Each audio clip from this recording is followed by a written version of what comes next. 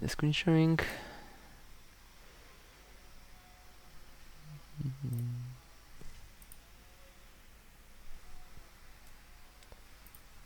Okay.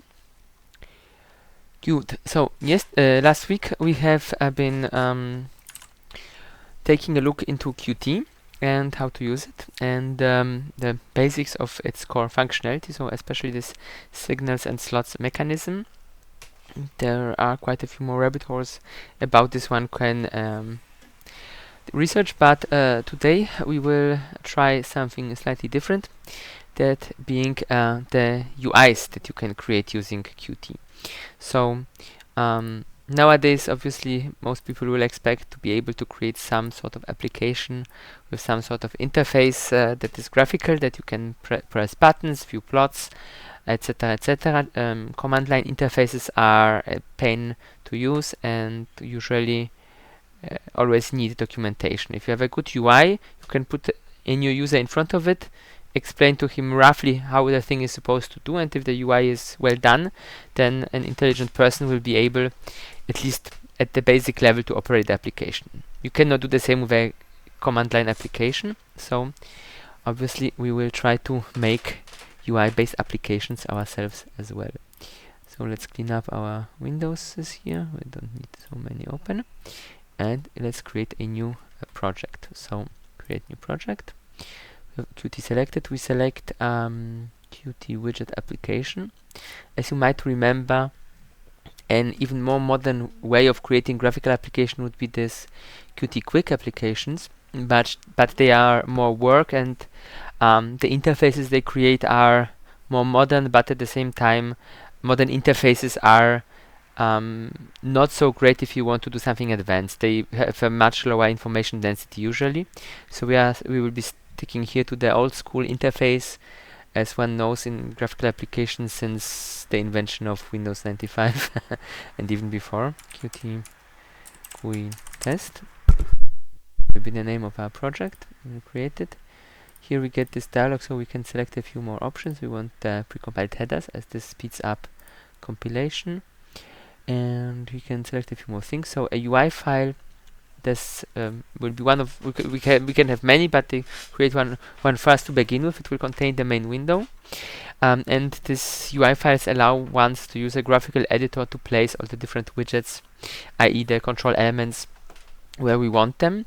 One can also create UIs completely through code. So such a .ui file is basically just an XML file with a description what we want, and then a resource compiler creates C code for us, which is automatically included.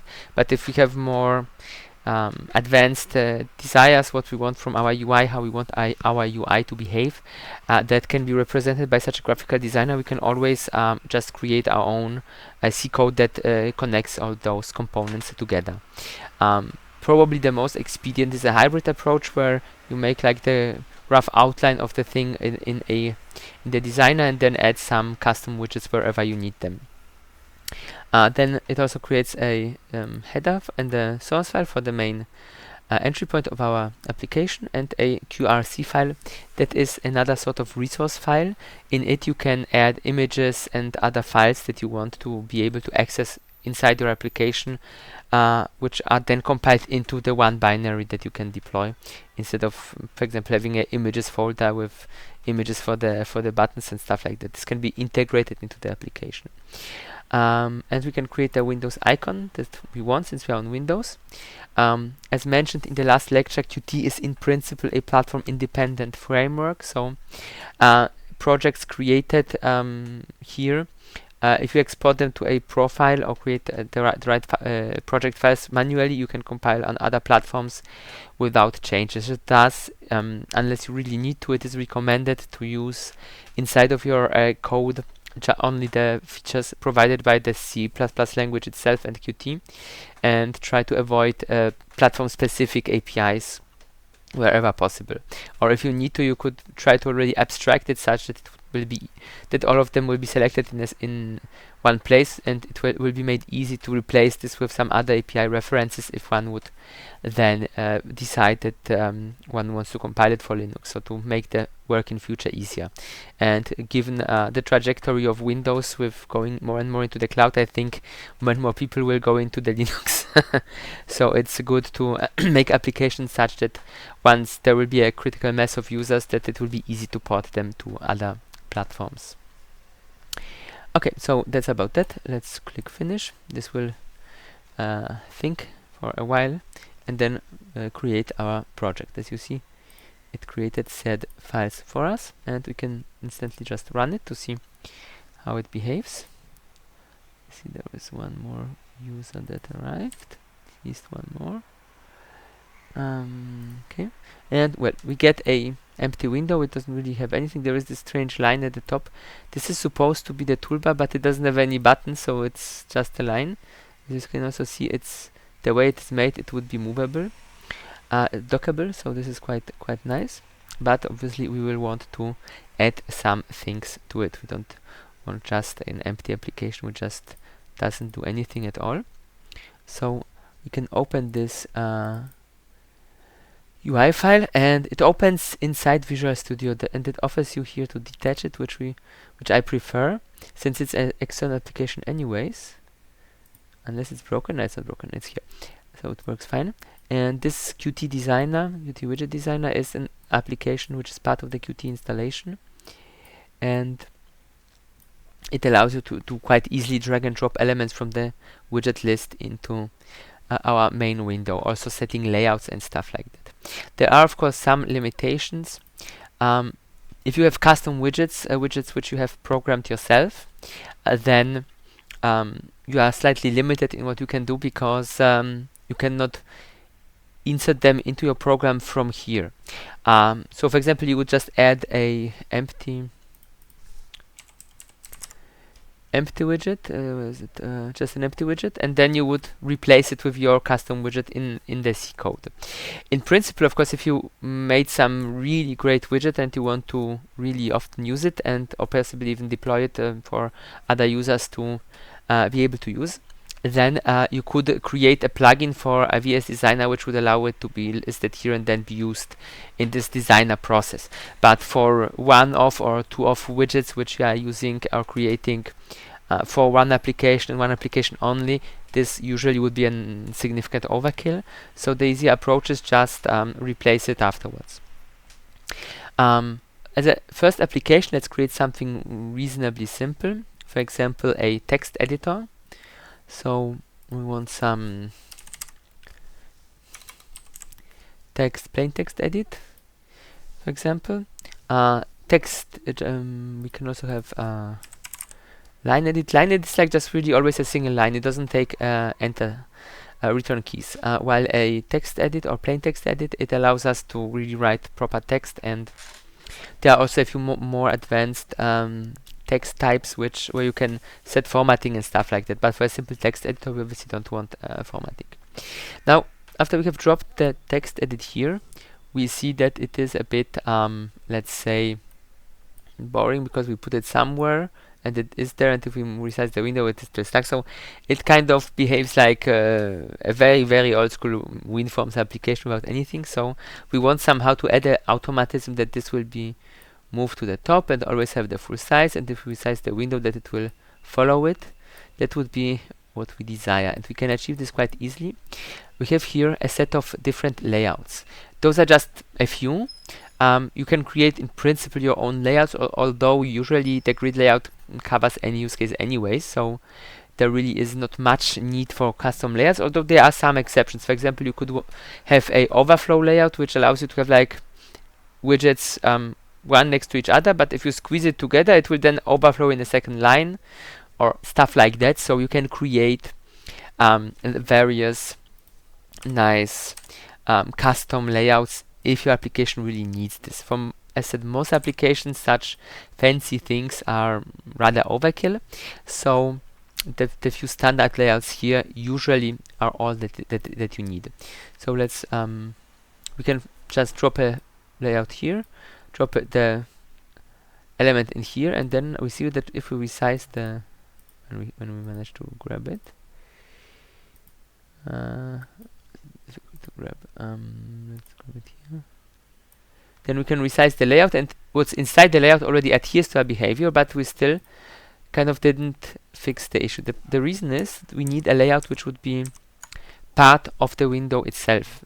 So to add your first layout in a window, so to say, you do it slightly differently. You select the window, you right click it, layout, and then select here from one of the available layouts, for example a grid layout, and then automatically the content is dropped into it. And then if you want to subdivide this master layout, so to say, you can then add this additional layouts, as we can for example do. Let's add a horizontal layout here, and let's add to it a spacer.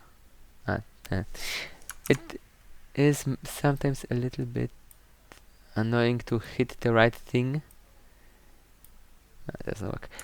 So sometimes you need to think about the right order of operations. So for example, first we add a thingy here, then we add the text.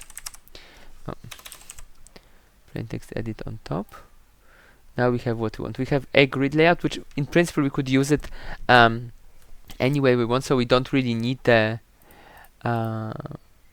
horizontal layout, but it's kind of nice that we have the option to make it simpler, because the grid layout, if you start using a lot of grid sets and then you add components, then at some point the thing gets really complicated. Here we can have just another layout in which we can drop things. That didn't drop where I wanted it, but that's good enough. Just move it to the other side. Let's add 3 buttons. And this spacer we need, because otherwise the buttons would be like this, so we don't like that. At least I don't like that. So you can just make it like this, so that the spacers are all so that the buttons are spaced on one side and squeezed together. And this thing just always tries to expand, so no matter how large or small we make the window, the thing will follow it. And as a text edit, so we obviously need a few names for the thing. So plain text edit, that's already a good name, but let's shorten it, just text edit or text edit. We need a button to create new file, btn new. Obviously you could just go with using whatever names it's suggested, but that would be kind of not really great, so it's always good to give some easy to remember names. It will be btn open, and it's kind of nice to add some prefix that indicates what type of control this is, although really that's not necessary. One could in principle just have like new, open and save. Although with new you need to definitely capitalize it, because in the word new as such is a keyword. So if you add always some prefixes, you ensure that you will never conflict with some standard keywords of the language. Save file, okay. As you can also see, we even have a status bar here, although there is nothing in it. We could add menu entries, but for now let's skip that. So I just press Ctrl S to save it. You can also Datei speichern, file save. And when we go back to our test and run it, we see here for a very brief second,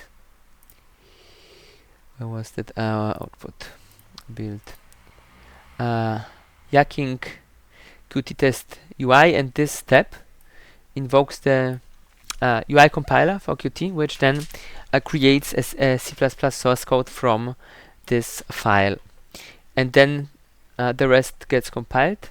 So here is the some additional generated files. So the whole thing gets compiled and the application starts, and already has the buttons and the text. Now it doesn't do much except for the things that the controls can do on their own, like just having text. You get some undo, copy, paste, select all, etc. So it's quite nice, even with icons. The older versions of Qt didn't add icons here, but that's not really relevant. And of course the buttons have some animation if you press them built in.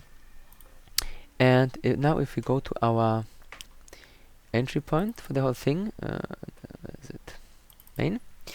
We can see how the structure of this application is has been prepared for us. We have a Q application, as we might remember in the console application we had Q core application. But here for the graphical case we have just a normal one. It takes the arguments that were passed to this application, and it allows us to retrieve various nice information. So you can get a nicely formatted argument list, stuff like that. There are many convenience functions on the app object.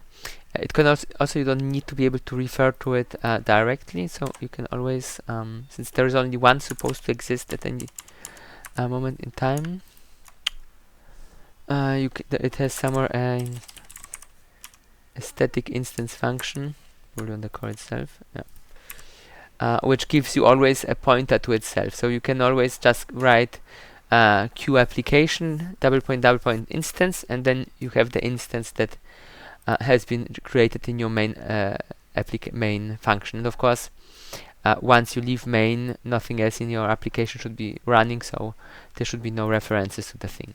If you want to be really safe, you could make this a global object and initialize it here only, but that really isn't necessary. Then we see our actual window, our main window, which is located in another file. It is just instantiated as a local variable on the stack, and then show is triggered. Show tells the window it should show itself, but it will actually show itself only once the message loop of the thread starts, which we do with app exec, the same way as we did with Qt core application. An important thing to keep in mind here is that Qt is, with regard to how the UI can be used, quite limited. The way it is made allows only one thread to handle the UI itself. So you cannot, like on Windows, have multiple threads and each thread handling its own window. So on Windows this is something you can create, and which is done reasonably often depending on your use case, because then even if one window hangs or does something, the others stay responsive. On Qt, for historic reasons, the way the Qt long time ago was made, and they just never completely changed this, it would be just too much work at once. It's made such that you only have one main UI thread, and you cannot create a Qt window from another thread inside the same process. You can of course start multiple processes, but that makes things very complicated. Therefore, usually when you are doing something that will take some time to complete, which is then not a graphical application usually, you should then run it in a separate thread and then just report the results back to the main thread for display once they are available. And this signal and slots mechanism, which we have played with in the last lecture, is a very nice utility to achieve this communication, since it abstracts away many of the inconveniences of multi-process communication and stuff like that. So basically you can have a slot show text in your main thread that will show some text, and then you can just trigger this slot from a different thread, and you don't need to think yourself about synchronization of access and stuff like that. That is done automatically. If they will change this in some future version of Qt at some point, probably, but I'm not aware of any ongoing work on that right now, so probably for many years to come it will be still with this limitation. But as said, it's not that bad. Plus another thing is, even nowadays we have like computers with 16 cores up to hundreds of cores. You probably don't want to dedicate more than one core to your UI anyway. So if you have so much things to do, you should probably compute that separately and then just communicate the results to the UI. So if you want the whole thing to be responsive, there are reasonable ways to achieve this without having to rely on multi-threading. Okay, so let's see how our main window actually looks. You can just jump there with F12. We see it created a class which is derived from QMain window. We could also derive something from QDialog that behaves slightly differently, but for the main window is a obvious choice. As any Qt object. We have here this Q object preprocessor definition, which will add various things which are required for it to operate. Then we have a constructor and destructor, and here we have a variable UI which is instantiated from another class, which when we go to is located in this UI Qt GUI test H, which we actually don't see in this list here, because this is one of the generated classes that have been written for us. So this class, in principle, is the C++ representation of what we have done here. And whenever we change something here, this here will be automatically updated and adapted. So you are absolutely not supposed to modify those classes, because whatever you change in them, as soon as you touch or even just press complete rebuild, so as soon as you touch the UI or press complete rebuild, your changes here will be completely disposed. There is no mechanism to preserve any custom changes. This file is not supposed to be edited. What you can do as an intermediate step or so is you create an application, or rather you create a window here, you create a file here, and then you just take this content to your own file and just dispose of your UI file, because you won't edit it. So, and then you're just working on this, let's say, skeleton of whatever you wanted to actually have. This is a okay approach. As you see here, various names are not yet quite nice. In principle, we could of course ensure that all the names are nice. So let's see, central widget, that sounds okay. Horizontal layout sounds okay. But actually, it already doesn't seems to allow us even to change. I mean, we have the name of the layout, and it's set here as name, but we cannot change the grid layout to this one. Central widget. Here. Some of the things are like hidden. Didn't take the change. Interesting. Do we already have a grid layout somewhere? Let's call it main layout. That it took. So if we save this and build the application again, the things here will update, and now we have main layout. So if we want, we can ensure that we will have nice names everywhere, but it's a bit of a lot of work. So you could also just create it and then rename it manually for your own copy, and don't care how it looks in the version that is auto-generated. So with this file, we in principle don't need to interact much. There are cases where we might have to, but generally we don't. And so when we go when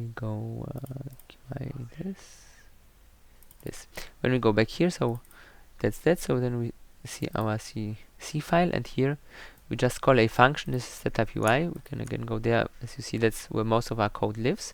There is also a retranslate UI function, which allows you to load a language file and then apply it to your UI without recreating the UI. So if you want your user interface to be able to change its display language in real time, then you should use these mechanisms. But this is something that is not necessarily unnecessary. So usually it's really good enough just to make it such that you can change the language and then restart, or if you change the language, that it restarts itself, respectively just recreates the whole UI without actually restarting the program. So it depends on what your goal is.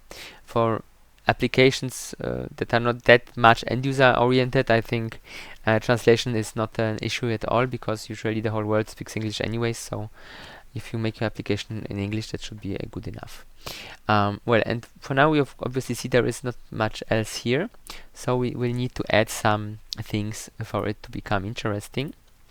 And obviously first thing we would want to do is to make these buttons do something, so we know how they are called, and we can create for them slots and signals so that they can be they can trigger some code for us. So here let's add button slots, some private slots, void on new. And usually it's custom, when it makes sense, customary to start the name of a slot with a on something, but sometimes you can also have situations where semantically it doesn't really make sense to name it like this, and how you name them is in the end completely up to you. If there are slots that really respond to some event, in this case, then it's really nice to have on in the name. But for example, the show function you have here is also a slot, like height and a few others, but it's more intended like something that you're interacting with and telling it what to do and not responding to an event. So the slot mechanism is more generic, but in case of events, this is a nice what's the right English word for that, convention to give them such names, because then you instantly see, this is a slot, and usually from the name you can deduce on what it reacts. We could also call it on a new button, on open button, on save button. Actually, we should do that. That makes kind of sense. Generally, all these coding conventions are just about the readability of the code for yourself later, as well as for other people that might have to do something with your code. And especially in a university setting, you create an application during your master's or doctoral thesis, and at some point you move on, and other people might still have to operate whatever the application was made to control. So it is good if it's made in a way that it will make it easy for other people to maintain it. Okay, so let's now connect them. So connect, zack, ui.btn new, comma, signal, clicked. Or actually we could also do it like the new way, without this, with a different syntax. So this old school syntax I showed you before, the problem is that it doesn't validate if this is correct during compile time. So if you use the new approach, then clicked must exist, otherwise it will not even compile. So this is kind of more nicer. On new button, zack, open button, save button, button open, save, and now we just put a few breakpoints to see that it behaves the way it is supposed to behave.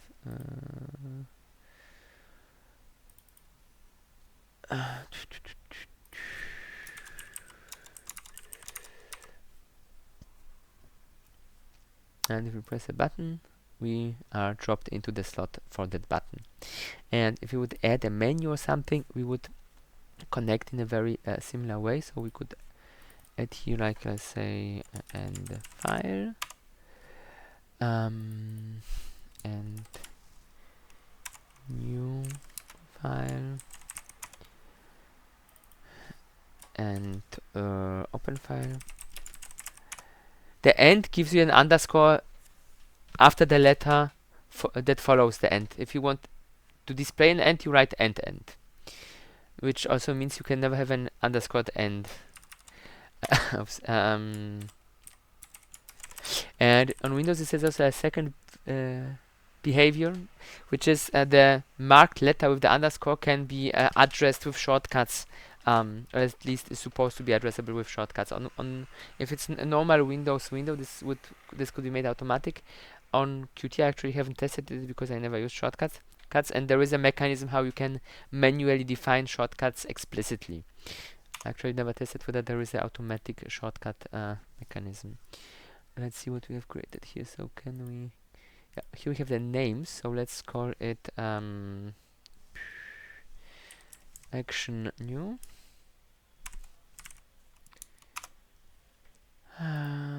Action open. And action save. Action save. And in principle, you could use this to connect things with your window implemented in this setup UI thingy. But I don't like that. So we can do it like this. We just copy the thing. This was action. CT. We need to save it first. If we don't save it, the IntelliSense will not be aware that it exists.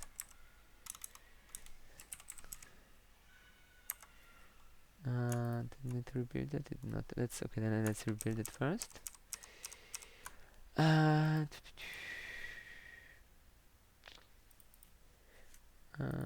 So this thing is now here, so now it should be fine. It has a different problem because this is a queue action and queue action, and it doesn't have a clicked signal. It has a triggered signal. So this will need to change in all of the calls. Our own slots can stay as they are since we don't have anything specific. ACT, ACT, and no matter which one of the two we press, we will always end up in these slots here. And we could also tell from which object we have been called if we check the return value of the sender function. So for example, if you don't want to create a huge amount of slots, like 3, that's not much, but if you would have like 20 menu options, then you might think, man, that's a bit much, and you need to edit them always into places. That's a bit a pain in the butt. So you could just have like on button action, and then in this one on button action, which is triggered by everything, just check the sender and then decide on this which action you want to take. So it's up to you. If we always have a variable that's that refers our object that can send an event, then it doesn't really save much. To do it like this, you could really just have one function and just compare this is it, this is that, etc., etc. But sometimes, for example, when creating menus, you might not even save a global reference to every menu entry. If you create it manually here, then you, for example, would not have to do it, and then you would still manually need to add all those variables here instead. So instead of slots, you would just have a lot of variables that do things. But these variables might be needed anyways if you want to enable and disable menu entries depending on different UI conditions, etc. So you will need to have those.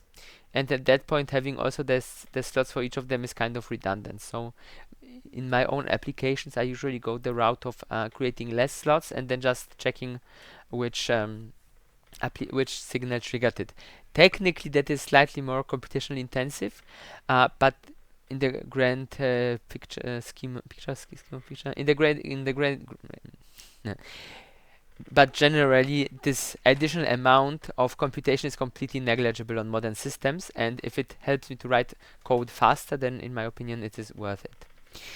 We can of course run it to see that we have here now the menu, and then that didn't trigger. Connection signal not found in queue action.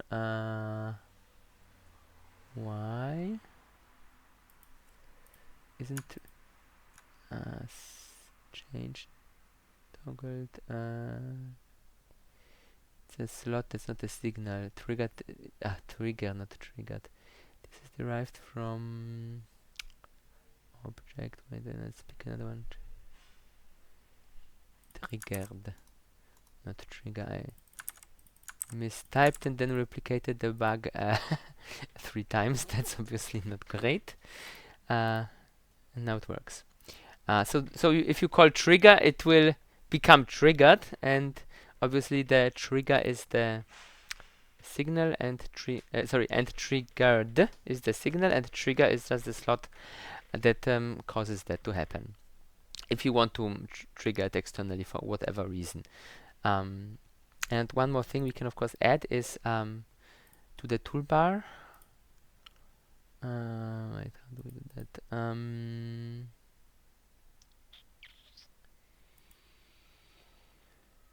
I'm not sure if you can just directly drop a toolbar button. I usually create my toolbars manually. No, that doesn't work. I think for the toolbar, if you are supposed to do it with this thing plus. Nope. Wait. I know action editor. I think. No. For the toolbar, we will research that. You can do it the way I always do it. We just give a name to the toolbar quickly, or does it have a name already?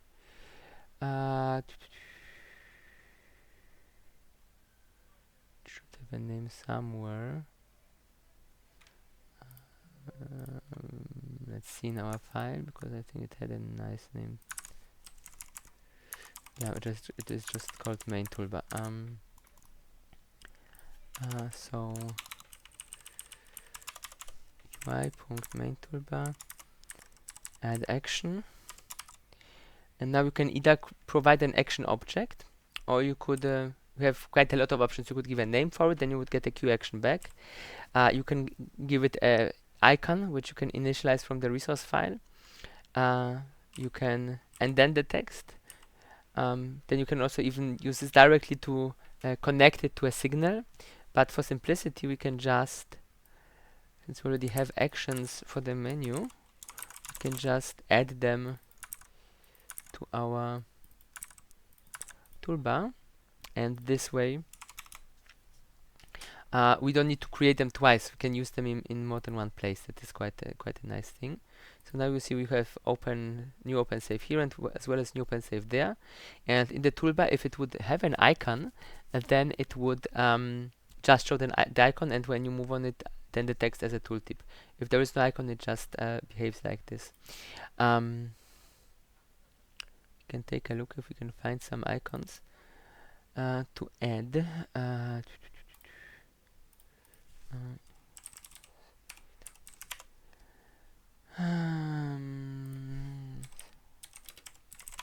Icons 8 is a good resource for icons, and they are free to use in open source projects. Yeah, so we have a save icon, then we want an open icon.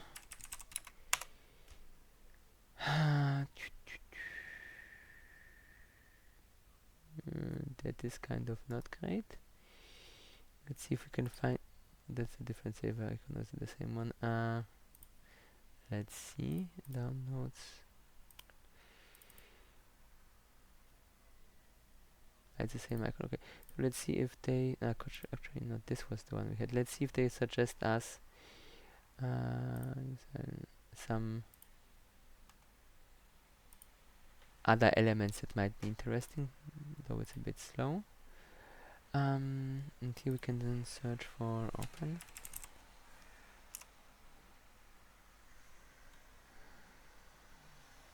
For new. I mean, we could use the same icon just for all of them. That's annoying. I'll just copy a few icons from my desktop. Wait a second. Project. Projects.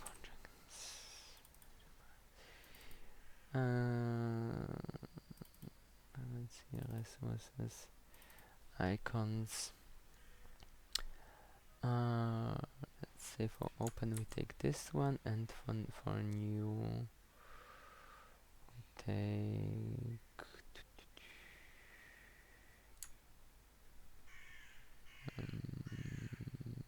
yeah, this one. Right, so what was this here? So we take our few icons. Let's pretend we found all of them instantly and didn't waste time looking for them.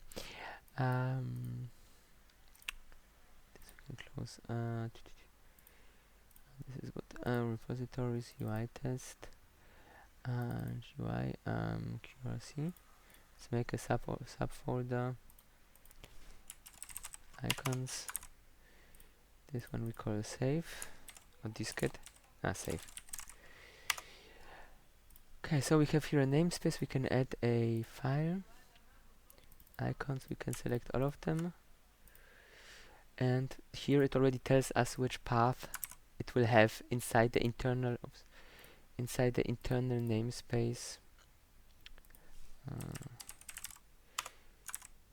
the internal namespace. So we save this thing, we save this file, and here then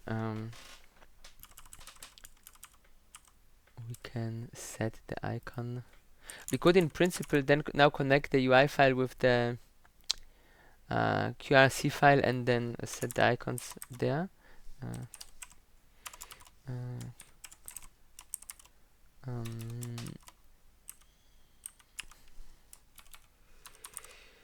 But that would be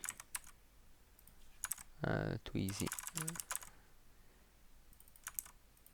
Open save. So save was Save is save. Open is directory. And this was, I think, race. Yeah. Let's run it.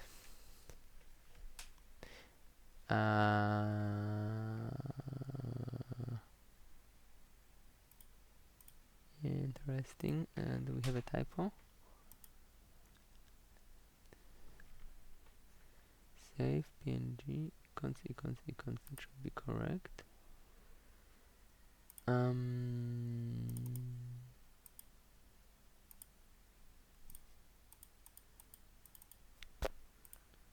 That is weird. That didn't work.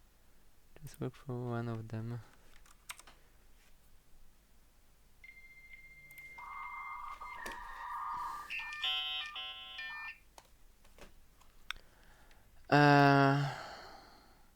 Well, let's actually do.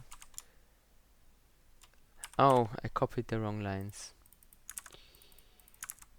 I set it for the buttons and not for the actions. Now it's fine. Probably even showed here. And now you see it here, you have it with everything, and here you have just the icons themselves. And when you hover over it, it gives you the name. Okay, so this much to this. Now we need somehow to make those do something. So for example, the new button, this is obviously pretty simple. UI.txt edit clear. We just erase the text, whatever there is. For open, it's also quite easy. Let's create a file open dialog. So we need to include something for that. Hash qfile dialog, and this is the platform specific file picker, which you can then trigger with this. So qstring file name is equals qfile dialog typo. It offers a static function get open file name, which takes pointer to the current widget. It can be null. Then some caption.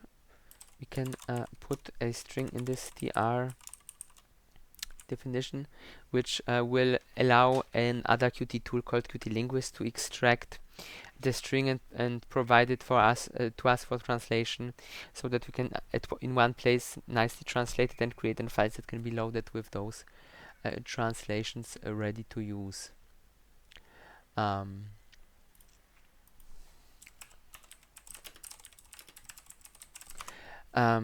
Yeah, so let's write some text. For example, test open file.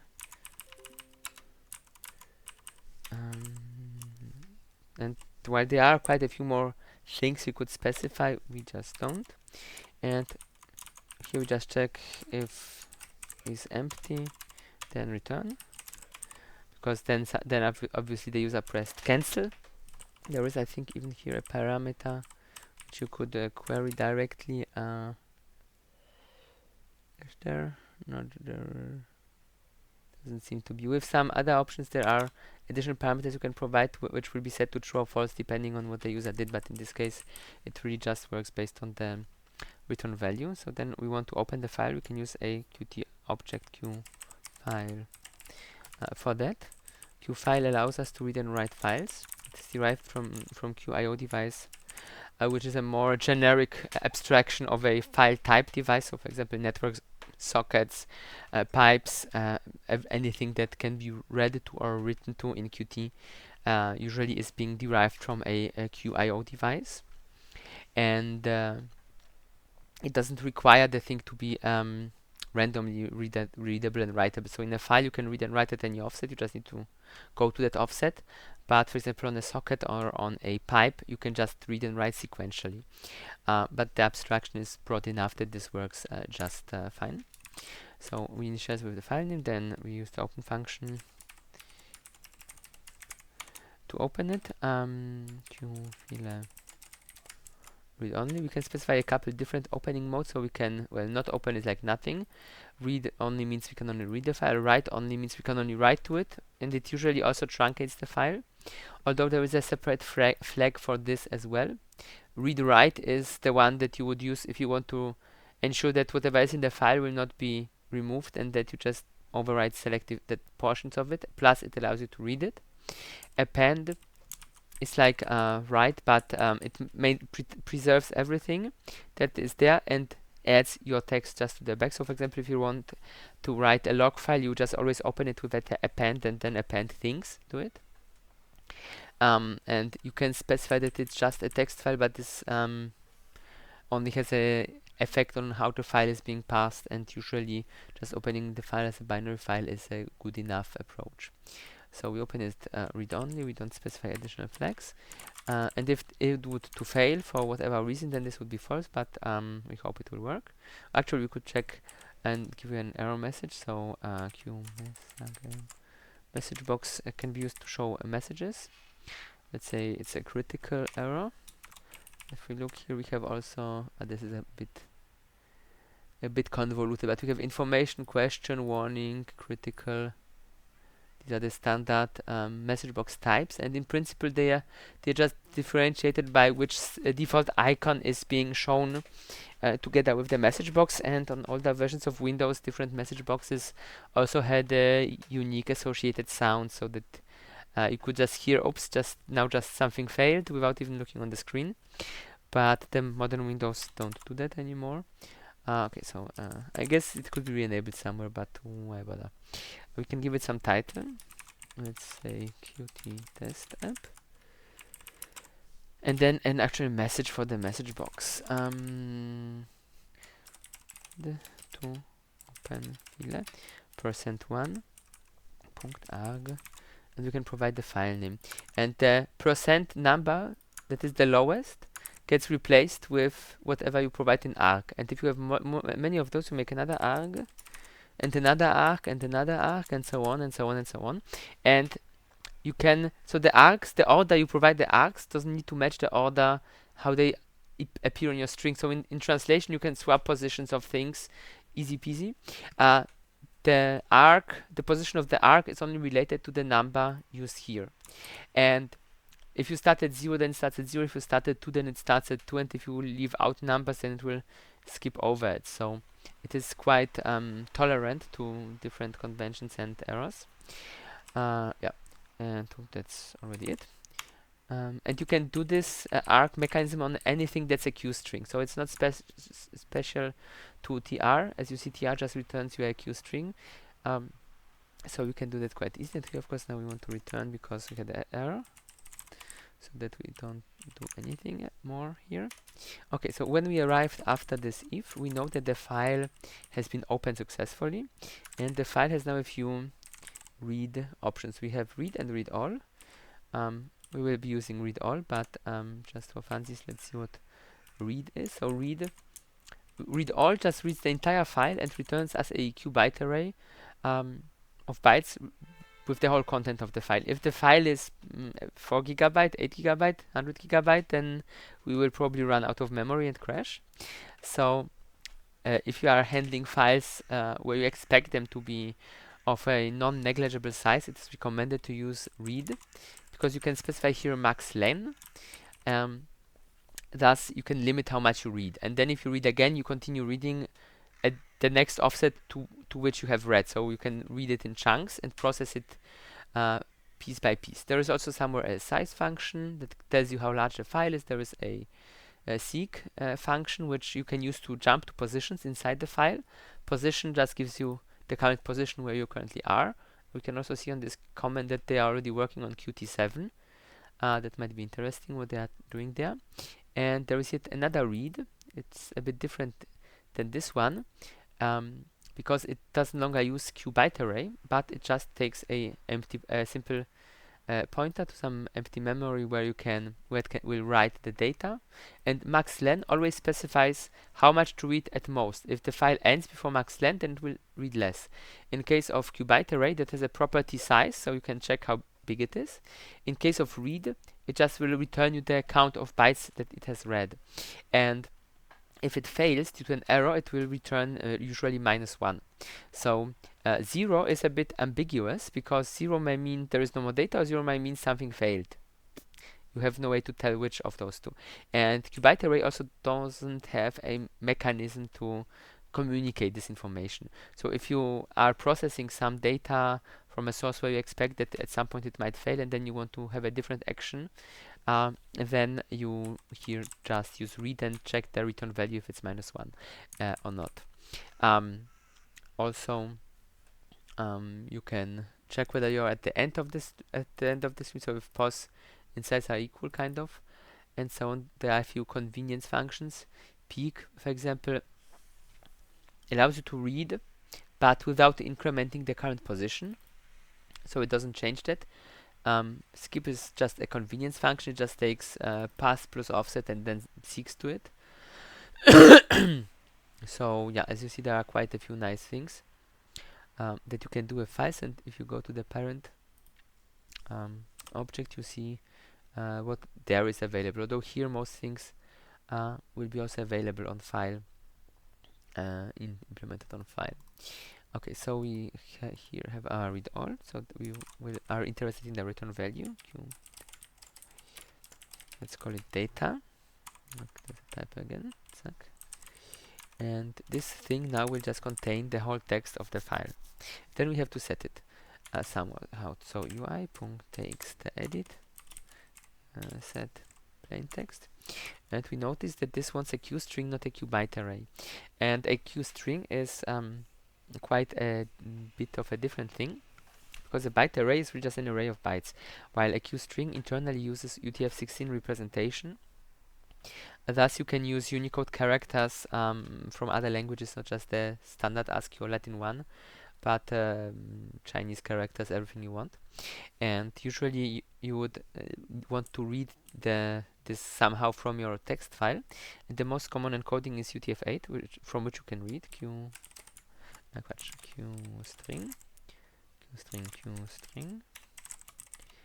from UTF-8. You can also read from other encodings like USC4, UTF-16, etc. But we want UTF-8. The nice thing about UTF-8 is that as long as you just use standard Latin 1 characters, it looks the exact same way. Only if you start, only it gives you the ability to start using other characters if you use special set special bits, and then add additional characters are added per one character. So this way we can decode UTF-8. We can also use on a QString to UTF-8 to get back this thing. So this will set our text, and here already we could actually close our file. When using a more low-level approach, of course, it's important to not forget to close the file or any other resource. If you are using here a helper variable like file on the local stack, then once this Q file goes out of scope, it will automatically trigger close anyways. So technically we don't need it, but of course for good measure, it's better to use it. Which already brings us to what will be the homework. It will be quite simple, just implementing the save button. I think it's the first homework in this lecture. So homework run from 09:10 to 2025. Implement saving to file. Use qfile qfigure and then qstring to UTF-8 and qstring divide. This is quite easy. You pretty much just replicate this. Just here you get save file name. Here you make it, of course, write only. And then you write to it with the write function. So there is a write function somewhere here that takes either a byte array or and this byte array you get pretty much as a result of QString to UTF-8, which then can get just by querying the right property on your text edit. So this is really a simple assignment to warm up, so to say. they might be more complicated later. Right, so that's already that. We can test if our first Qt application actually works. We don't need breakpoints. So let's open the file. We can actually open ourselves. Ta-da! We can reset it. One can of course make such text editors arbitrarily more complex. We can remember the file name, offer it when saving, offer a save button that will overwrite the original file. The current way save works, it will just tell you, give me a file name where to save the file. So yeah, we could add some options that we can define which encodings we want. So we can have like file and then maybe a submenu where you can select an encoding in which it will be saved. We could first try to find out if this actually is UTF-8 data or maybe UTF-16. Different encodings have usually prefix bytes. In case of UTF-8, you can have it with or without, depending on what you want. And reading, as far as I know, a Latin 1 encoded file as UTF-8 should always be safe. So this you can. So basically, the approach would be check if it is one of the other encodings based on the byte order mark at the beginning of the file, and if it's none, then just open as UTF-8. You could then, of course, try to, for example, validate if there were any UTF-8 characters which are not standard Latin 1 characters inside your string, so that you can then set the value in the thing here and so on. So text editors, you can make them as complex as you want. The simple ones here, like just Notepad, they are just very basic, but you can make this really much more complicated if you desire. But for the purpose of our application, this is already a good enough test. And we will now proceed to another demo. We will create a new project for that. It will also be a graphical Qt widget application. Next. And QWT test. You might remember QWT is the name of a library I mentioned already when we were installing Qt initially as a replacement for qplot and so on. It's a library that allows you to create quite nice and advanced plots and displays. So it's a really good thing if you want to create some application for your lab where you are visualizing data and doing stuff like that. So let's copy that library on the system. I have it somewhere here. Sorry, my phone is ringing multiple times. People are not yet used to, after the holidays, that I have teaching right now. Right here, so we go to our repository, QW test, we paste the thing. Can we use the VM in the meantime? No, we cannot. Or maybe it's already done. It was fast enough. We can of course Google it. QWT. Is that the best page? I never really trust Bing. Bing sucks. Yeah, so that's the homepage of them. They are at version 6.3. It's compatible with Qt5 and Qt6. Once Qt7 comes out, it might break, and they probably will update it soon enough. Here they have like the whole documentation, so we have the different namespaces, but really the most interesting thing for us will be just the plotting widget. They also have a few other class index things like control elements. It looks like a knob that you could rotate, but I think nowadays this is not really necessary. We don't need your UI to look analog. It's fine to have just line edits with text input, but what we always really need are really nice plotting tools, which pretty much the majority of this library is dedicated to anyways.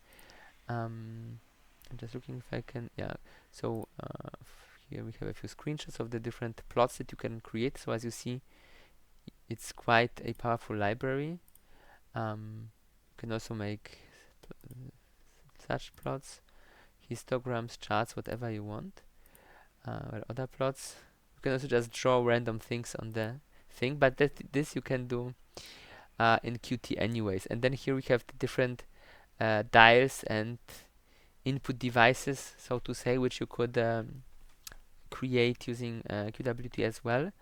I never used any of those. I always just used the plotting library, and also just a normal slider like this one, or similar to this one, you can get as it's a standard control element in Windows and in Qt. The others are not so. Plus, of course, if you want to do like a logarithmic scale, like here, of course, the normal slider doesn't do it. It just, you give it a mean value and a max value, and it just divides the line and looks only one way. Here you have much more flexibility. Such knobs are, of course, kind of funny to use, but at some point, moving the mouse around ways is a bit annoying, so I would not use them. Sliders are good enough and simple to use. This in principle looks like progress bars, although of course this is more intended as indicators. So you could always just use your own and create a progress bar, but if you want, you could also use a control from QWT, although as you see here, they look a bit old school. The plot themselves, since there is kind of no standard plot in Windows anyways, it just looks good and it doesn't look outdated, as you can see here. This looks very nice, very modern. It actually updated the sample, so the plot we will do will be actually looking a bit more old school than what they demonstrate here. But anyhow, so I copied the library from my computer, but you can also somewhere here download it. Project page, each Git repository, except as you see, it's quite old. It hasn't been worked on for a year already, but there really isn't much to change. So if Qt breaks something, they have to repair it, but it's not something that would like be still in active development. It's really feature complete, so I'm pretty sure we'll not be missing much in it. You can also see here like the steps in which the thing advances. So every few years you get a new release to ensure that it works nice and dandy with whatever the newest Qt is that there is. They are missing a few other releases. The library existed before 2014. Anyhow, that's where you can get it, and once you have it, so I have created here a Visual Studio project for it. You can in principle use the import function to import the profile from here, but I already did that before, and so there is no really need to redo it. Plus this might need some fixing usually, so here we will just use the one that is already made, and I will upload it to the Moodle with the rest of the files, so that you can just use my version of the library. Alright, then we need to change a few things. So our configuration, all platform, that is okay. Qt project settings, we need to select our Qt version, and general, to switch here to the newer toolchain. It looks correct. Let's see if it builds. Rebuild. Whenever changing Qt versions, there is a small risk that something might break, because as you see, it's quite a large library. It has many large files doing a great many of things. So I remember from Qt5 to Qt6 that was pretty broken. It took a few months before there was a workable version again available. But at the other side, I would not recommend to in production jump to Qt7 once it comes out. Just let it mature for a few releases, and when you then know that everything you need has already been made, then you can slowly think about transitioning to it. We'll need to move one file to somewhere else, actually even toolib and this one. Oh, that actually should be already where it this way it should be. It should be fine. Maybe we don't even need to move it. Let's see where the rest will be built. So we'll build our empty application. So it's already set up such that all the files end up in the right place, so we don't need to move anything around. In my previous project, I didn't have this set up so nicely, so that was a bit more annoying, you always needed to copy the files around. Okay, so let's just open our UI file. And as you remember what I said earlier, you cannot easily add your own widgets or custom widgets from here. So we just go for empty widget and just drop an empty widget into the whole thing. Then we will also want to have a spacer. And then let's set the thing here to be a grid layout. So here we have our empty widget, here we have the space, and we can add more things to the grid layout. So let's add a button.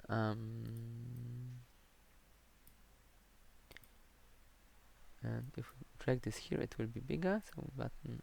So this thing we just call we could call it plot widget. Let's call it plot widget.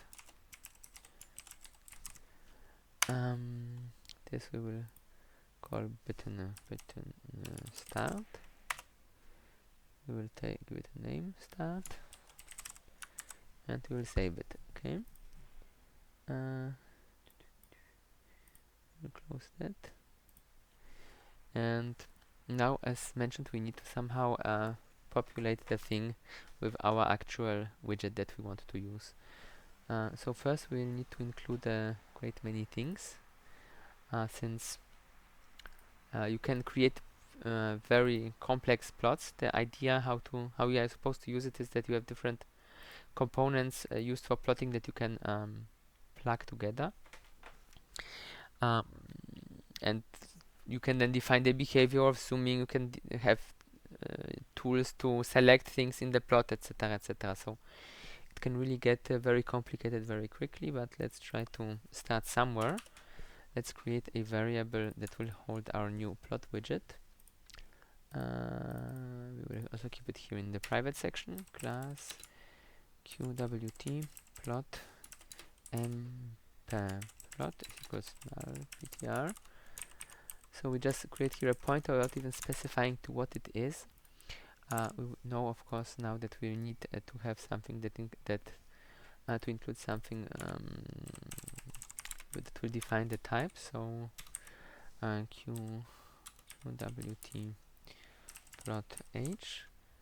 As you can see, it's complaining because it doesn't find it, so we need to tell it where it can find that. Our project active directories, include directories, and this should be relative to the dingsbums, relative to the project file. So we go once out, then we go qwt this was that here. No, there should be an include directory somewhere. Class includes. Could use this, or just by type include this folder directly. So we can in principle do both, but let's go with this. And we said we will need to go out slightly. So I think that should be correct. Well, it is not complaining anymore, so probably it was right. You could of course add a full path there, but then when you move your project, then it breaks, so it's better to use relative paths. New qwt plot. No, it's not happy. Right. It's still not happy. Oh, did I mistype? Yes, I did. Now it's happy. Right, so we have our plot object, and now we need to replace it with the other widget in our UI. So we go UI.plot widget, parent widget, layout. So we want to reference this grid layout, and then every layout has a replace widget function, on which we just specify what to replace with what. And that should already replace it. We can make it look like something. Set style sheet. Color light gray. background or RGB 0090. Yeah, that should at least do something. Right, and we need of course include the library linker input qveta lib. Zack. Didn't find the lib, then we need to tell it where to find it. It's in the output directory. I didn't copy, sorry. Again, copy and link, edit.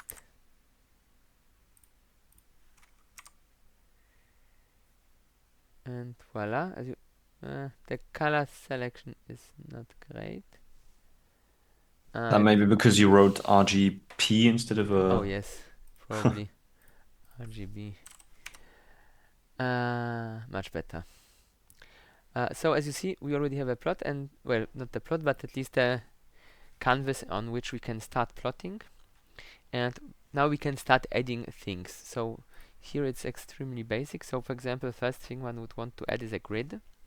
So we need to include a grid. So qt equability plot grid, and then in principle the things can then be attached directly to the plot, so we don't need global variables holding them unless we really want to refer to them later. Qwt plot grid grid equals new plot grid. Let's use the same syntax everywhere. Plot grid, then we can specify set minor pen, q pen, q color 192.192.192, comma 0, comma qt dot line, wait, q capital P, q pen. That was a bug. That's over here. Good. So we have our grid, and then grid attached to our MP plot. Zack.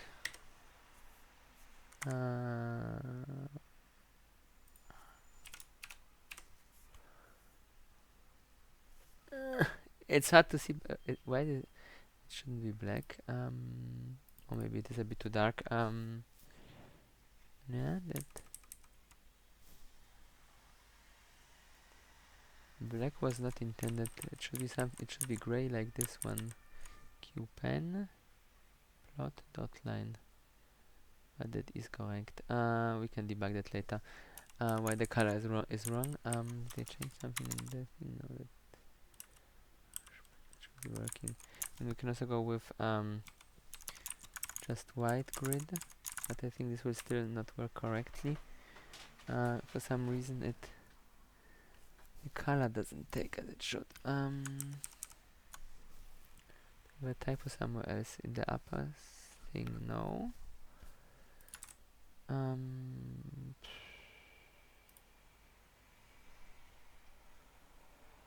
Dot line was also correct.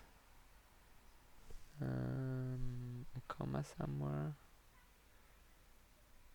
Well, we will leave it as is. It's there. Then we want a legend. So plot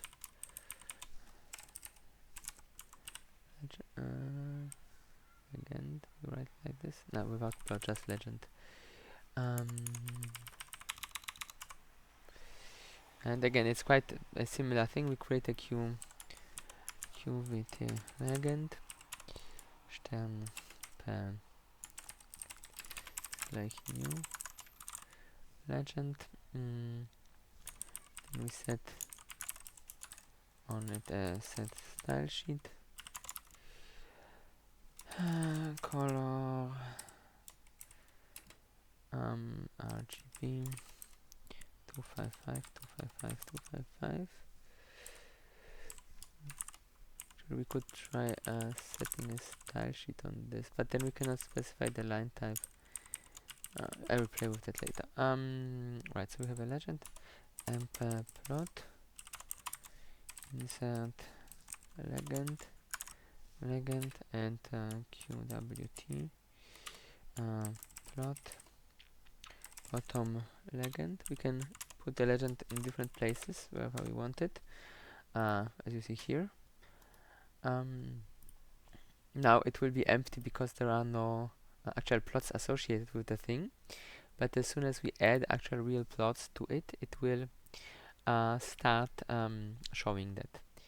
The rest is not necessarily necessary for now. So if we would want to zoom around in the plot or select things from it, we would do that with additional objects that we can instantiate like this. But now first let's just add something to it. And to do that, we will be creating a Qt plot curve object, which represents a curve, and as many curves as many want, as many objects we need. So usually for this, it is good to create some sort of container object. So we can do it here. Protected, tagged as curve, class QWT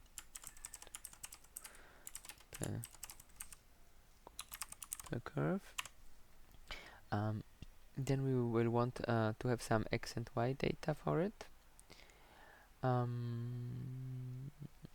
We can use a std vector for that. I think we need to include it. No, it's since we already included. And double x data and y data. Yeah. For now, we don't need more. That will be already enough. We'll extend it later if we decide that we need that.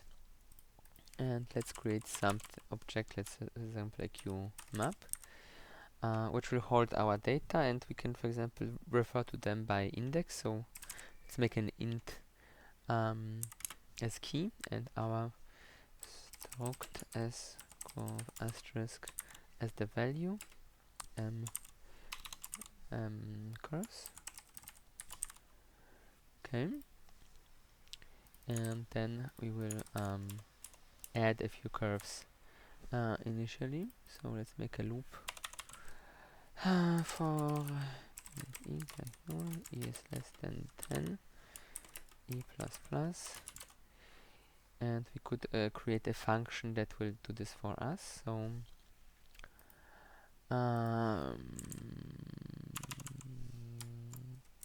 void add curve, int id, const color reference color, then we want Qt pen style, and the title, of course, const q string reference title. And this is everything our thing needs. Actually, we could make this a boolean to return failure if we try to re-add something that has already been added. Zack. Okay, let's use it. So, that was wrong. Add curve, and as an index we just need a number which hasn't been yet used, so we could actually take the count of things that are inside here. We could use another index, another ID, but this is a good approach. Qt color, Qt global color, Qt red, Qt global color, Qt red plus I modulo 6. zack, typo. Okay, so this will give us red, green, blue, cyan, magenta, yellow, and then again red, green, blue, cyan, magenta, yellow, and then and so on and so on and so on. We could of course write a more complex function that does something that we wanted to do, but that is too complicated. Qt pen style, Qt solid line plus plus what? E divided by 6, because until 6 we always count, and the result modulo 3. Yeah, this will give us solid line, dashed line, dotted line, and then it repeats. We could have also made it like 6, well no, 5. We can make it 5. Let's do it 5. So that we go through all the different styles, and then we only need the name. Translate. Oops. Curve %1 punct arg I. Right. Okay, so this will call our function, which will then do our curve adding. So first we check whether such a curve already exists. So if curves contains id, then return false, else return true, and something in between. So as curve address pair like new as curve x data punct pushback. Let's take the current time, q date time current time to m sec since epoch. That gives us a integer value in seconds. That's milliseconds in milliseconds since 1970, and with the which exactly I don't remember, but it's the same convention as used on Linux. So that's effectively we can add this later once we fill in values. First, let's do other things. Curve of course needs a new QWT plot curve, which we are missing.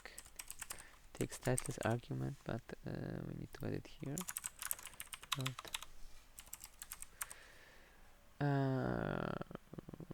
Right, okay, so now it's there. Curve set pen q pen q brush color. That might be the bug that we had before. 1 comma style. Oops,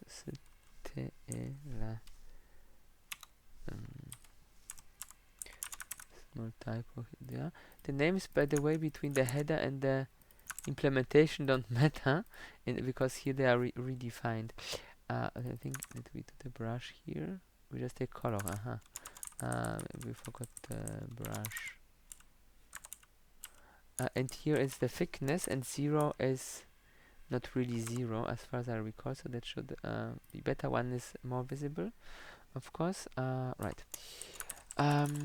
Curve attach MP plot. Good, and then we'll insert it. Curves insert e comma not e but id comma s curve. Let's run it. It won't display any data.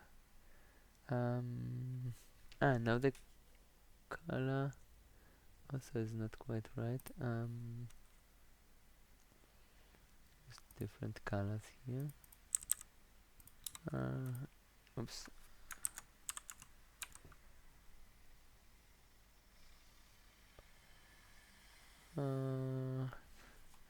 We might have a problem with colors for some reason. For now, let's just leave it as is and continue with adding some data so that we can view the thing doing something. Right, one more thing. We go quickly back to our UI. We'll make this checkable, so that can be toggled between pushed and not pushed. We will need that later. Okay, so we have our curve. We added some of them, and now we want to fill it with some data. So we can, as you remember, I think from the last class, add a timer. So somewhere here.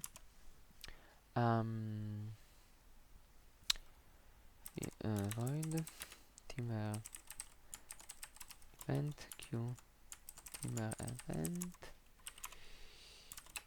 and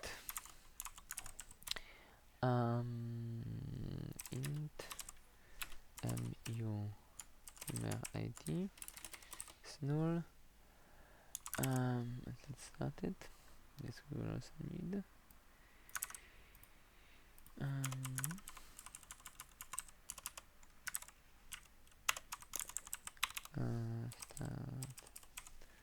Start timer. Let's make it really fast, 100 times per second. Kill timer. And our timer event. We will just check whether it's our event. So we copy this. If event timer ID. Timer ID is not equals mu timer ID, then return that we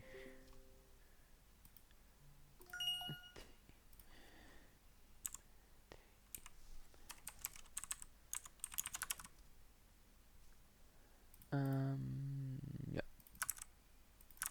typos everywhere. Right. So this thing will be just run each time the thing clicks, and we can add. So here we have 10. So let's define this somewhere. Hash define default curve count. ESP6, so that we can, if we want to change it, don't need to change it in more than one place. And here we will make a add plot point, the function we need to implement, and let's say this thing will take an ID, the I, and a random number, for example. So our add plot point takes ID and double value.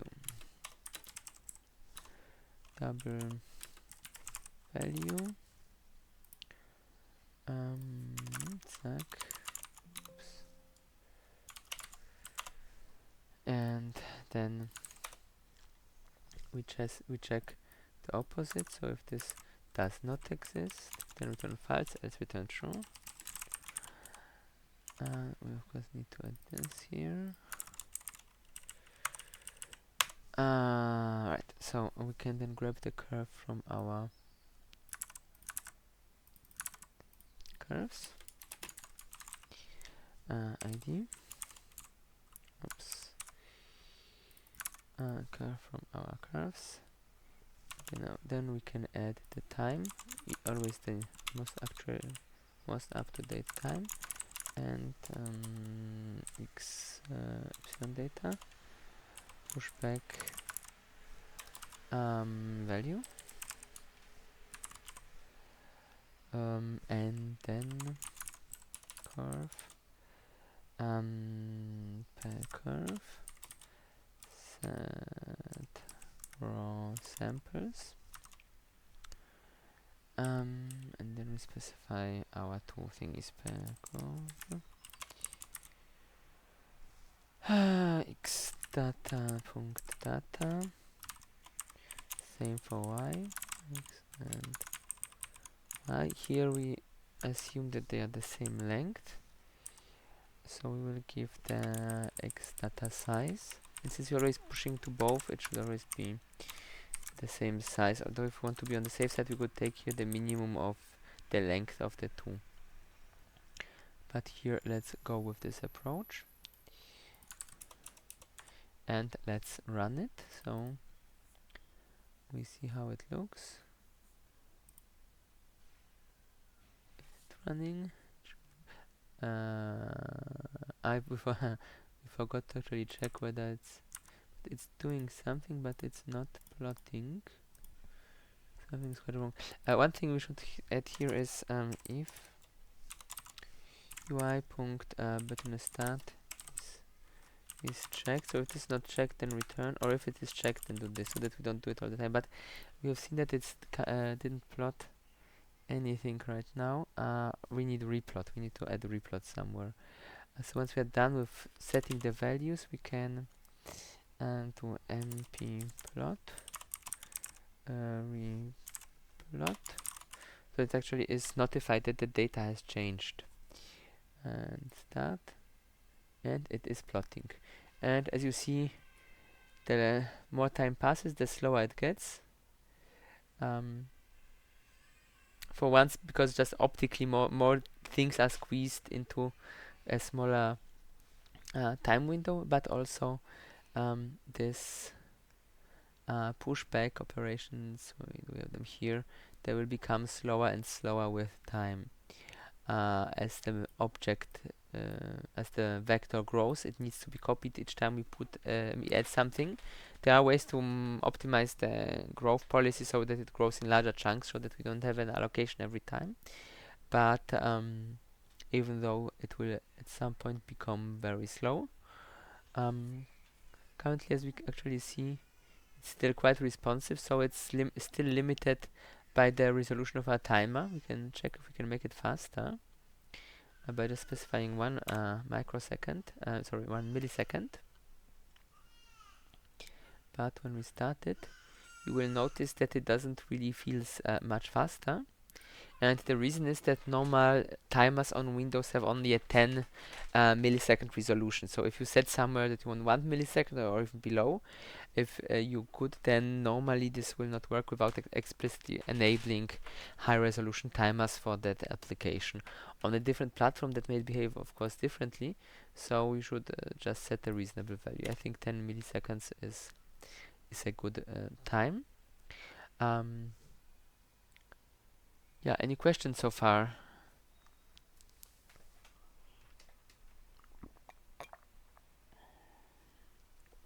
No questions? Okay. Then let's see how we can improve this thing.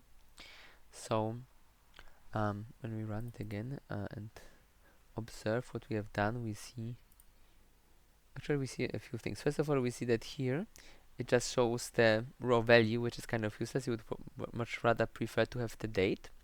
And secondly, the curve, the legend is actually not properly working because it's not showing at all the colors. So something is broken here. That might be actually due to the Qt version. I'm not sure if they didn't break something, and I don't think my QWT library is the newest one, but at least the legend should be working correctly. I think even with the newest Qt. So let's see what we might have missed with the legend. So we have here, we set it up, color, that looks correct. Bottom legend, that also worked fine. And then we add here the curve.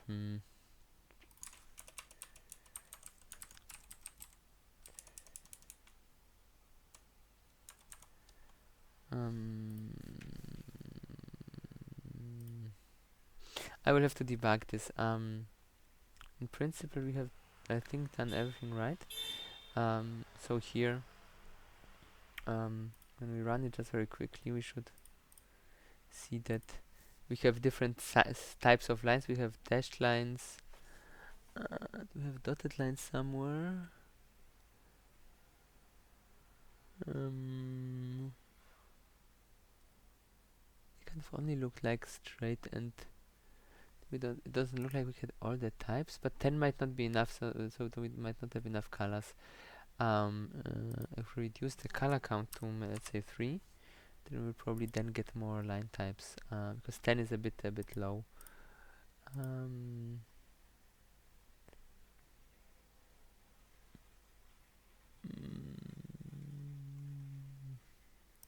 You can also here I forgot the change, that's why it didn't work. Zack. Okay, now we have dash dot lines, dotted lines, dashed lines, so now we have all the different line types. So this part seems to work, just that the rendering of the legend for some reason is not quite right.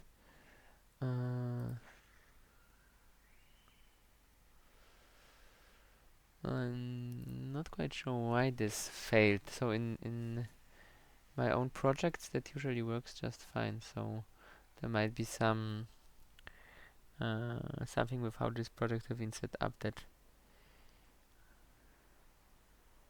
broke it. I mean, the grid was the one thing that didn't work, so let's comment this out to see if this breaks other things down the line. No, it doesn't. No, it's just not there. Anyhow, let's start improving our thing, and I will look into why the legend is a bit dysfunctional later on. So as said, first thing what we would like to would be some ability to see the date time being printed nicely on the bottom instead of being just this raw number, which is kind of not very great. So for this we will need a helper class, a small helper class. Call it cDateScale. It's kind of self-explanatory name. Public qwt scale draw. I guess this is already included or not.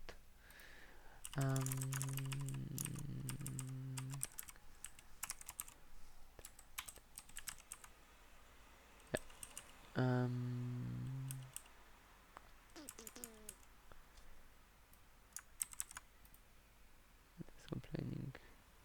I forgot here the semicolon. Right, so we create a constructor for that thing. In principle, this is a QObject, but since we don't need any of its QObject-like features, it's not even a QObject anymore. At some point it was a QObject. We don't need to add any special Qt includes here. We just need one public function, qwt text label. Oops, text, not text label. It receives a value to render. This const, so it doesn't really alter text render. That should be correct. It might incomplete.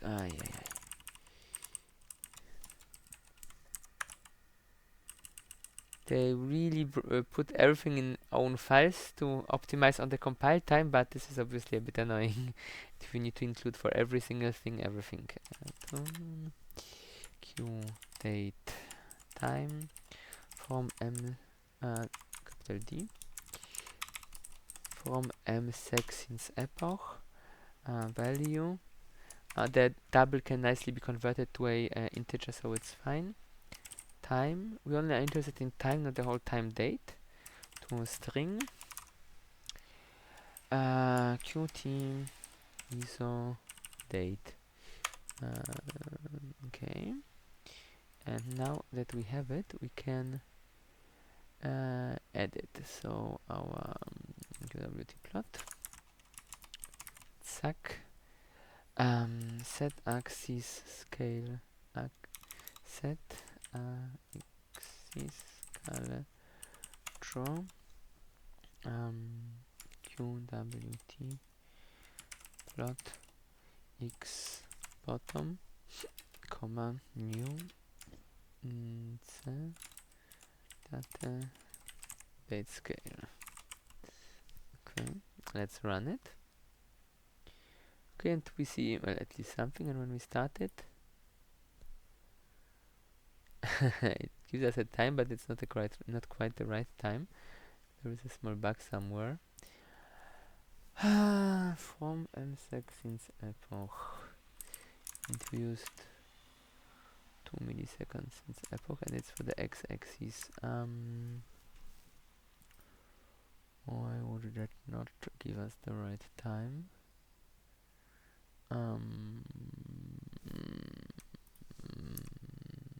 Current date time. I mean, we could just plot the whole thing to string to see where we are roughly. It should pick, I think, a default formatting.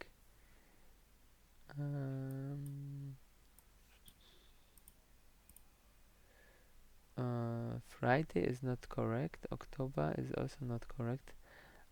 Interesting. There is some bug in that.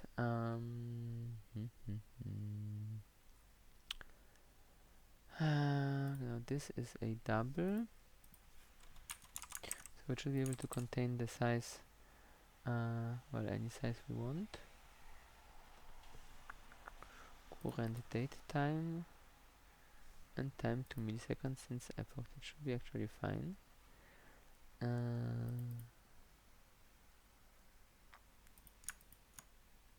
Well, we have current daytime UTC, but that would not be this one. Should be our time zone. Wait. The clock in our virtual machine is just not right. Yeah.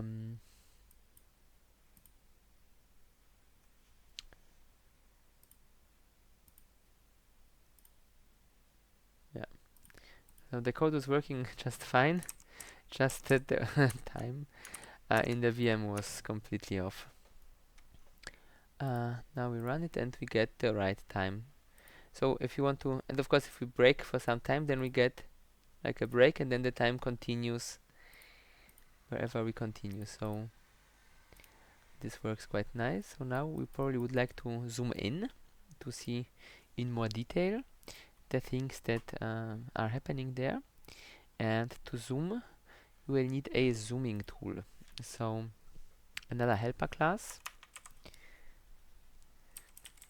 see my zoomer public qwt plot zoomer, and most certainly it's also not available without being explicitly included. Okay, and the zoomer is a slightly bit more complicated.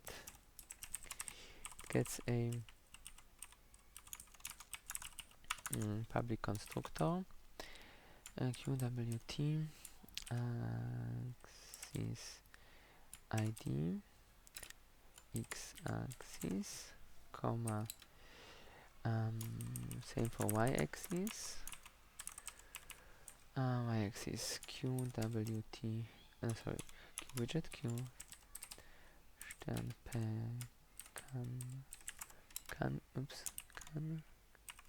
canvas, and the widget is capital S, capital V.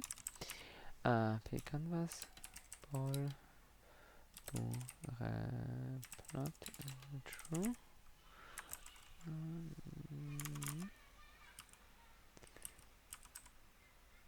Should be all we need.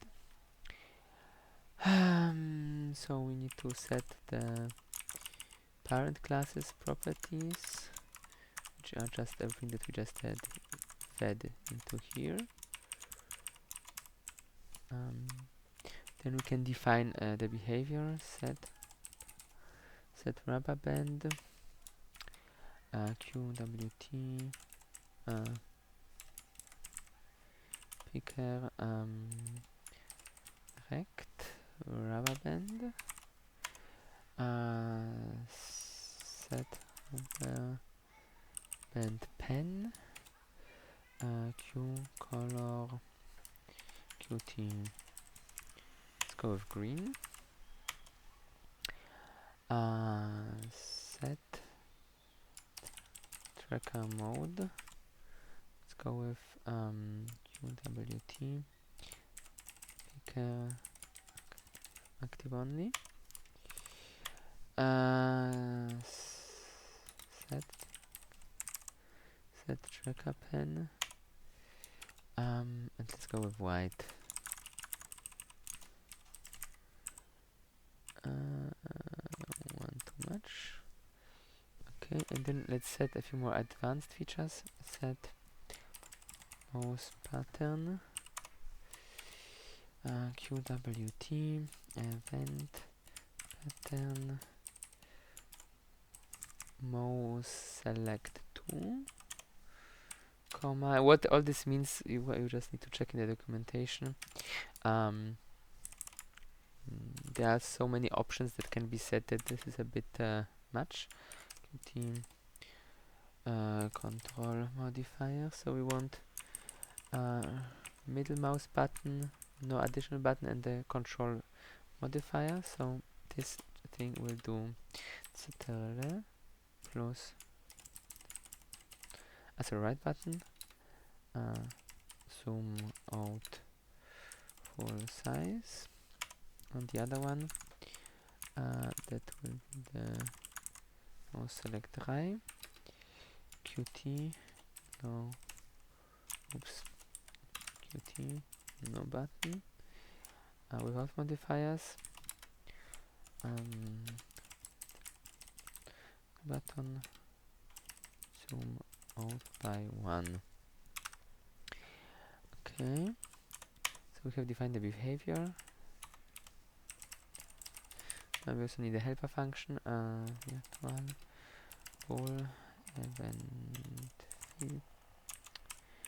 event filter, capital F, I think. And technically this will override, so let's do it differently. Q object asterisk object object comma Q event asterisk event override. Right, and now if object and object gleich parent parent widget. So we check if from where the event comes. Now we want to filter the events. Event type case Q event mouse double click. So we want to add a mechanism that will allow it to react to double clicks. Q mouse event Q mouse event gleich Q mouse event event, and if mouse button is equals Qt left left button. Okay, and if mouse modifiers is equals Qt control modifier, then zoom by 1, else zoom by -1, and return false indicates that the event should be consumed and not longer processed. Then else we return the function on the call, the function on the parent object. Oops, object event suck. Okay, so our zoomer is prepared. Now let's apply it.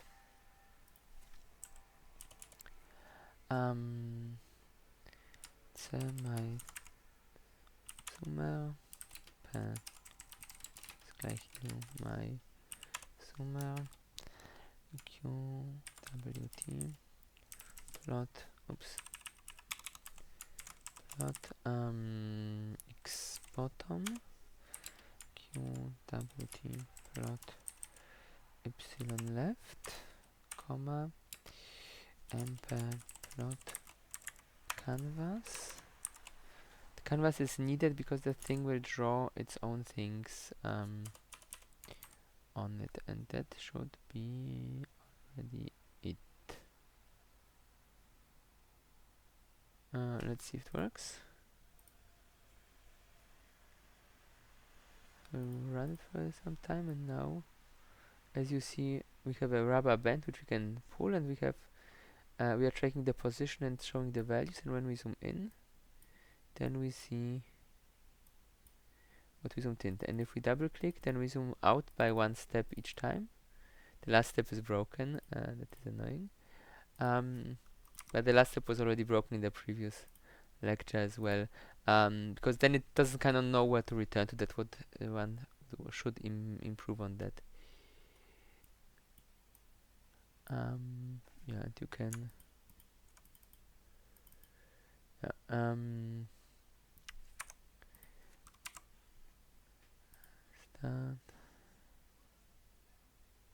Stop, so let's zoom a few times. Then each time we click, we zoom once back, and when we click again, while we hold control, we zoom back in. Just the last click is a bit broken, but we can return to where we were when we click control.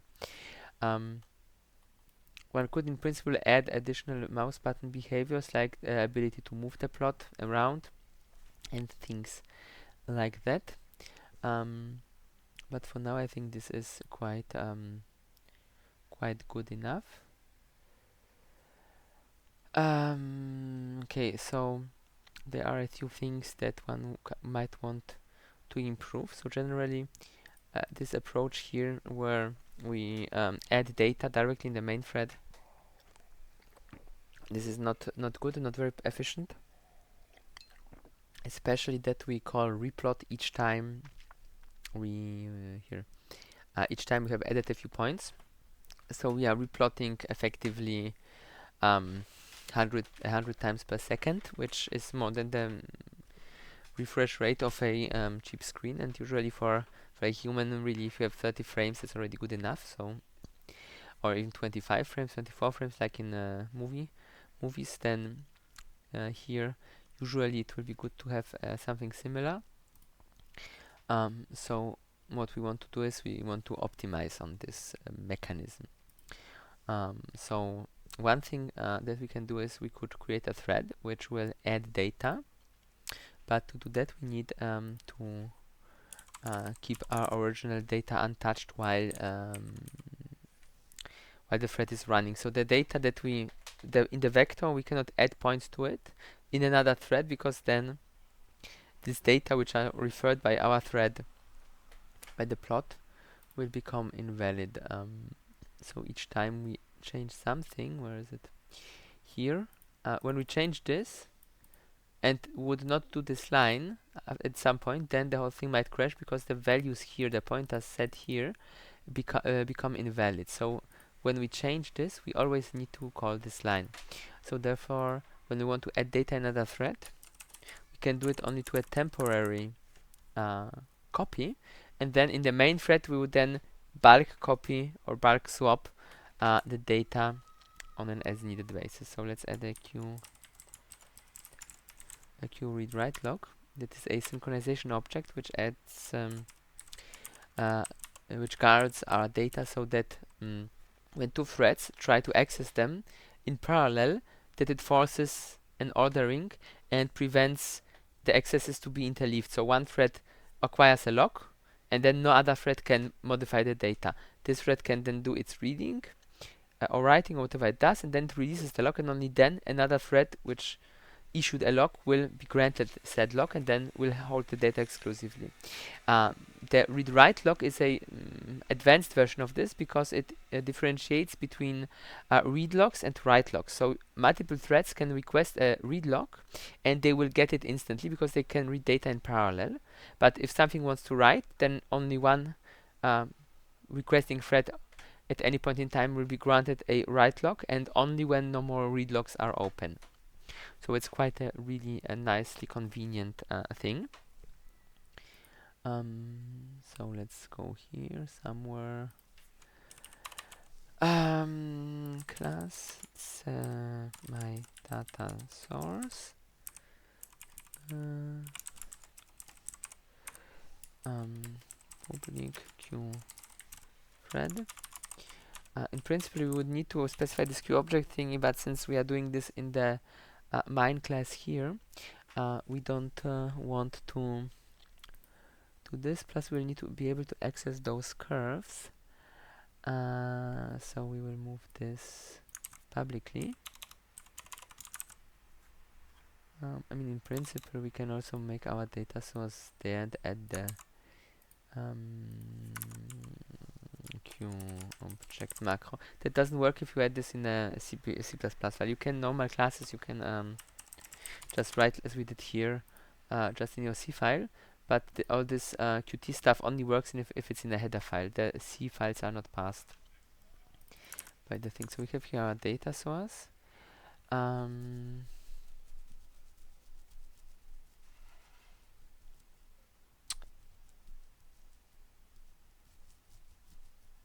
Yeah, and we will need to give to it somehow this. Either we make them independent, so we have like as many independently running threads, each with an own curve, or we will make it such that we will have one thread that adds to all of them. So it's up to us to select which of the behaviors we prefer more. In principle, I guess with one thread it's enough, so we should not overcomplicate things. So this thing was complaining about because this is not complete. This thing will therefore receive a pointer to curves. Of course, at this point we are not allowed to modify them anymore. We should guard them with our own mutex.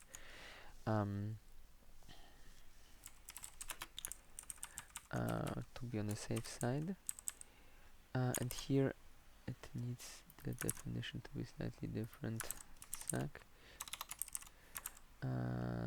Right here, and of course, as any good Qt object, Q object, then parent ptr, because it might have an object.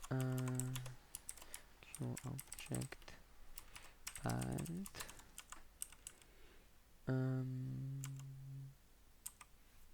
Q thread parent. Right. And then of course we will have here our copy of that thing. Protected curves. Curves is equals curves. Right here. And then we just need a run void on override. So our own run function, which will do something. In this case, while bool run true. While run is true, we can make it sleep. So q microsecond sleep. That should have a better resolution. Let's say 100 microseconds, and then for each, that's a Qt. So Qt implements an own type of loop called for each. This type of loop you know from probably JavaScript and others, but in C++ such a loop with this keyword doesn't exist. Later C++ versions have introduced range loops where you can just write a for and then access elements in a very similar way to this for each loop here. But Qt had this first, and they have a custom implementation how this works. In the end, as you see, it just is implemented with loops, just with some abstraction. So it's quite nice. Auto, oops, auto, pen curve, comma m curves, and then q right lock, locker, reference per curve, oops, there's a typo here, per curve lock. The right locker is an helper object which exists on the stack, and it will issue a lock on our lock. Basically, when you do this, that was oops, lock for write. Just that after we do lock for write, we need to unlock, and if we forget, then the whole program will hang forever. And the locker, by the way how it is implemented, it has just the unlock call in its destructor. So we just define the locker, and this already takes care of unlocking once we are done with whatever we are doing. So this is quite a convenient little helper. Especially if you would use C++ with exceptions, you would need to think of unlocking in every exception handler and stuff like that, which would be quite annoying. So here, such a destructor of a helper object will be called during the unwinding of the stack in case an exception is thrown. So the unlock will be done automatically for you. Okay, so here we pretty much just push data to our temporary. Not quite. It was supposed to be the temporary one we modified, x and y, and this will basically just run and run and run and accumulate more and more stuff, and it will not stop until we are done. So first of all, we need to start this thing, and secondly, we will need to synchronize the data. So this we can comment out for now, but we know that this UI started will still be needed. We should also add, of course, a pointer to this thing, class mp data source.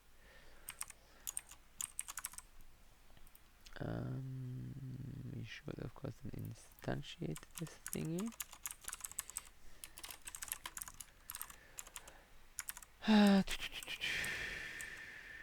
Right. Connect, comma, reference queue, push button, pressed, with this, comma, lambda function, no arguments,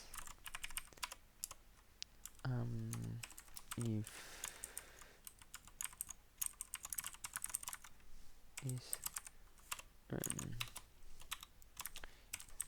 is checked, then data source should start. Data source if is running. If it is not running, then start, else we don't do anything, and else here. If is running, then queue stop all its magic functions. We just overwrite it with a capital letter start and stop that will do the same things. And in principle, then we don't even need to check anything because this will be self-checking. So we'll need to add those two functions. Void start and void stop. So start, and this should be false. the beginning. So start will set running to true and start, and of course if is running, then return an abort, and stop if it's not running can abort, else it just sets this to false, and the next time run repeats the loop, it will exit and be no more running. Right, so now we need to synchronize the data. We will do this in our timer function. So we have here this we will copy. We will not longer check the state of our button. We will just always update data and see if there is something new to update or not. So here we can copy this loop from here. Right here, so Q. Oh, sorry, we don't need that. We already have the. Cool. Read. Okay, since we only want to read. Locker. Curve. Lock. That needs to be a reference. Yeah, and now there are two ways how we can do it. We could either copy the whole temp data and then we have like all data doubled, or what we could do is we could copy only the new data and then clear temp, so the temp would always only contain the new data that are supposed to be added, instead of each time containing a full copy of everything. So the latter approach seems to be more expedient, so let's go with that. For auto x x temp data. So this format is like a for each loop, but the modern way, the modern C++ language enables you to do it. X data pushback x. This could be also done like in a one-liner using more STL specific syntax, but here for now let's go with a more step-by-step approach, and this we just clear, and then we repeat the whole thing for epsilon y. Zack, zack, zack, and then we need, of course, as you remember, update this, otherwise crash.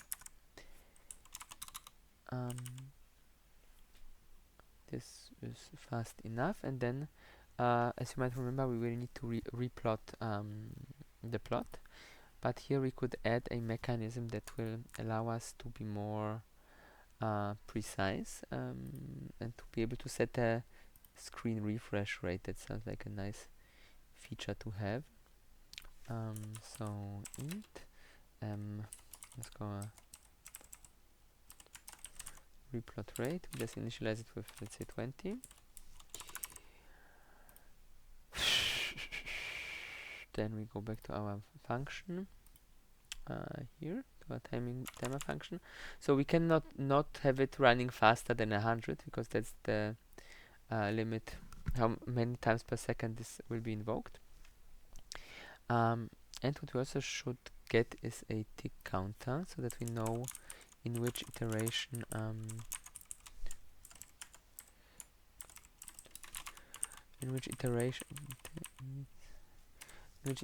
of our thing here we are. So tick counter plus plus, and if tick counter modulo rate is 0,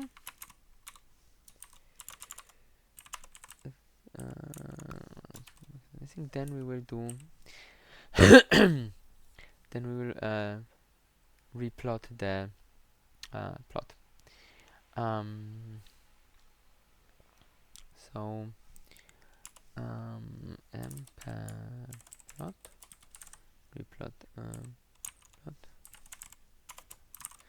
Zack. And what we could, for example, do is we could make the rate adaptive. So for example, we could measure the time, how long replot takes, and if it takes too much, then reduce the replot rate and things like that. But first, let's see if this simple code as is.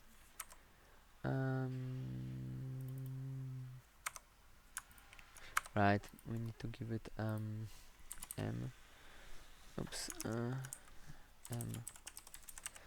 curves, and that's that.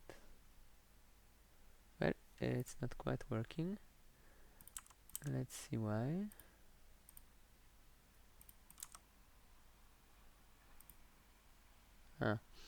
So the problem seems to be that this is outdated. So that is checked, will be updated only once pressed has been done. So let's see what else we can go with. Clicked.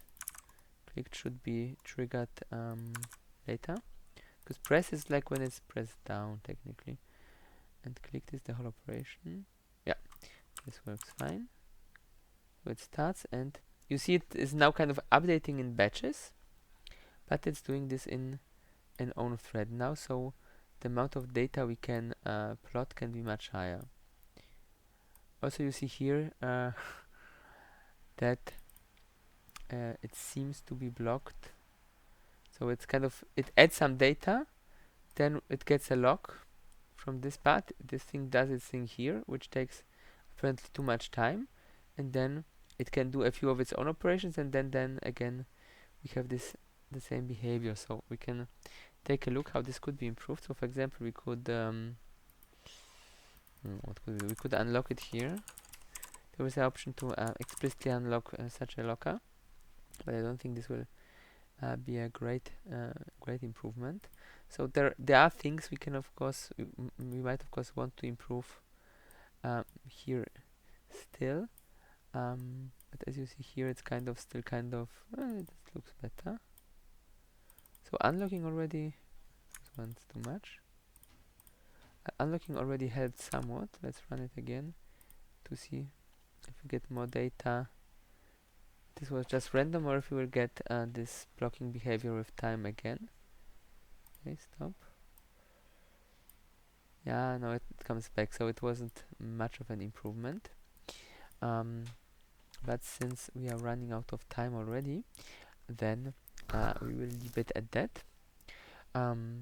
Strategies to improve this would be to just make a copy of the thing.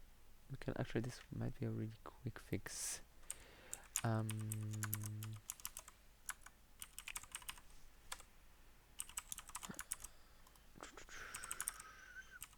Data, but it will always copy the whole thing. This will it will be somewhat an improvement.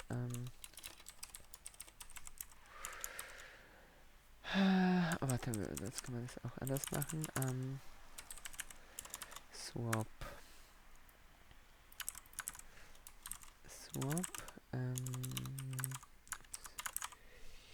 The swap swaps those things, so first of all we don't need to extra clear, and it should be fast. And here we don't, just refer to the swap thing, and then we unlock and let this run independently.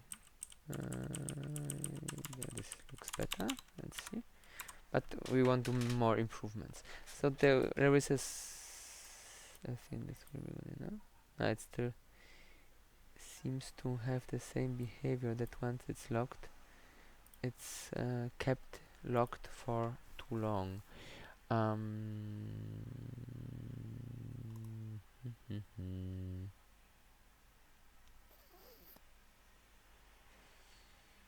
We will find a way to improve on that in the next lecture.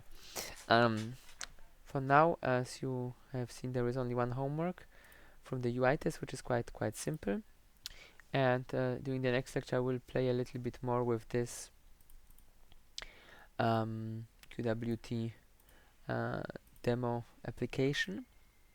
And once this is working better, we will find something that can be made as homework around this part to work as well. And then we'll take a deeper look into multi-threading, and then we will try to write a mock-up measurement application with plugins and stuff like that. So it will get complicated with time, but only in doable steps, let's say. So are there any questions?